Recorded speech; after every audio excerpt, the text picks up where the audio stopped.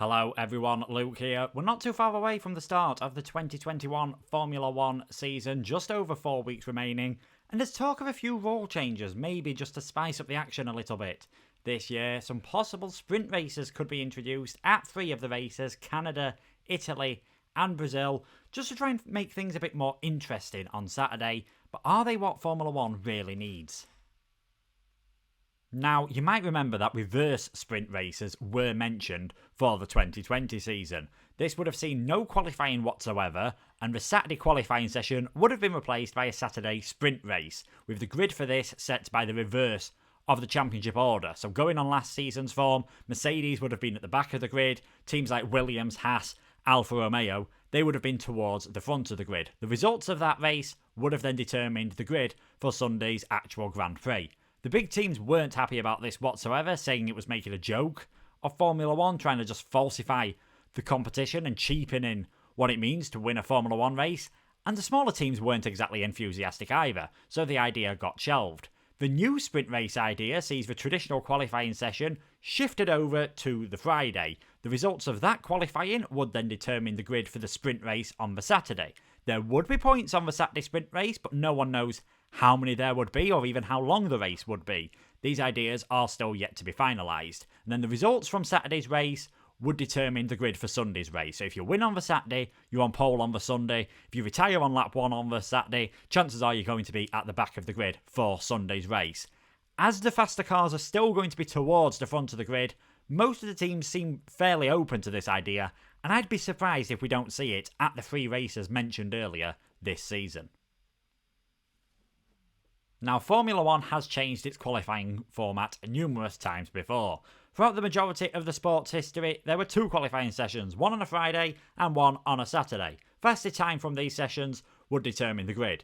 In the mid-90s, they got rid of the Friday one, so you just had one session on the Saturday for 1 hour. But because you were only allowed to do a limited number of laps, 12 in total, and this include in and out laps, so generally you'd only see 4 hot laps from the drivers, there wasn't a lot of action out on track. Big teams especially, unsurprisingly, leaving it until the end of the session, leaving it until the track conditions were best. The FIA realised this and to try and spice things up, introduced one-shot qualifying in various forms in 2003, 2004 and 2005, before settling on the current 3-stage qualifying format that we've had since 2006 without too many changes.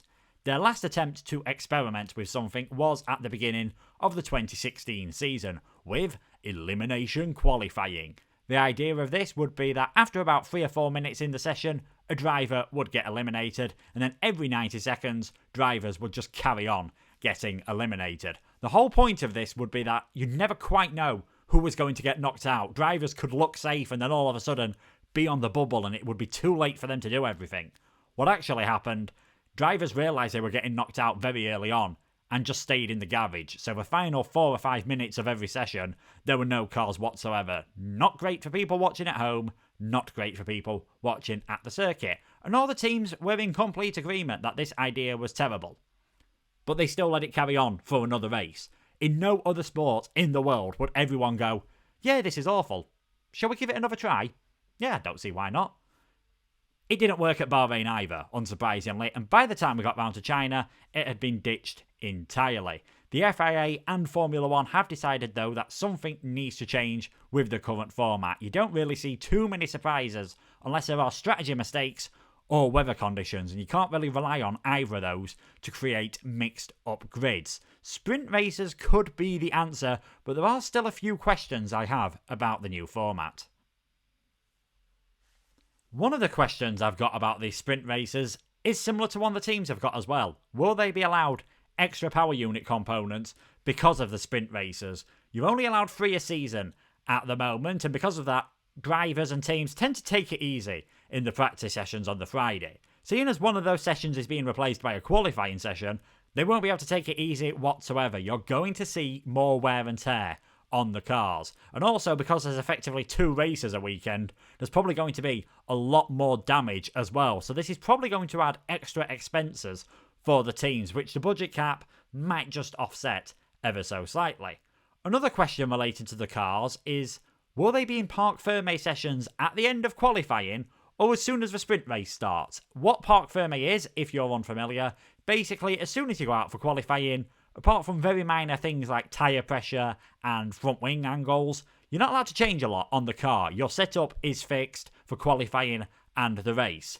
Will that remain the case? By which I mean, as soon as you go out on track on Friday, is that it? Is that your car setup fixed for the entire weekend? If that's true, you're only going to have that first practice session on a Friday to get things right with the car, and that could lead to a few mixed up grids as well. So it wouldn't surprise me if this format does come forward, if Parc Ferme conditions don't come until the beginning of the sprint race on Saturday, which would be more similar to what they are now, but probably wouldn't lead to as mixed up grids on the race on a Sunday.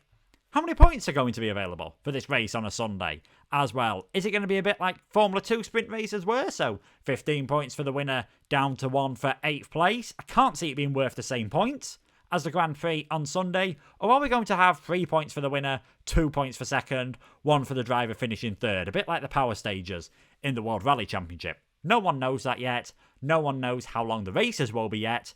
And no one knows if the races will actually be counted as proper Grand Prix. Let's say Esteban Ocon or Lance Stroll win the sprint race on a Saturday. Does that count as a Grand Prix victory? Or does it not? Maybe not the biggest question at the end of the day, but I'm sure one that the teams and the drivers would like to be answered soon. Do I think sprint races are a good idea? It's good that they're trying to change something. Let's get that clear straight away. Reverse grids were a terrible idea. I don't think it would have made much difference for the big teams.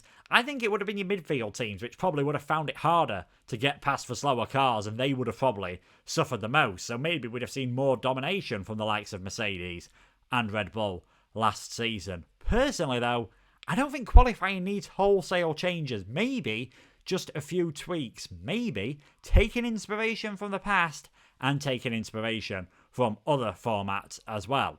Qualifying 1 and qualifying 2.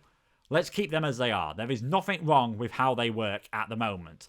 But maybe qualifying 3, make that a one-shot session. Top 10 drivers, 10th going out first going out last. You get one attempt at setting your qualifying lap, and we'll see who does the best under pressure. You might see drivers make mistakes. If there's weather changes halfway through the session, it would definitely mix up the grid, but only the top 10 wouldn't really have cars right down at the back suddenly finding themselves in first and second. So not as false as you get with the reverse grids. This is a similar format as to what they use in Formula E with Superpole, and similar to what they use in the Indy 500 for the Fast 9, and it can lead to some slightly mixed up orders, and I think it wouldn't be too bad for Formula 1 to try something like this.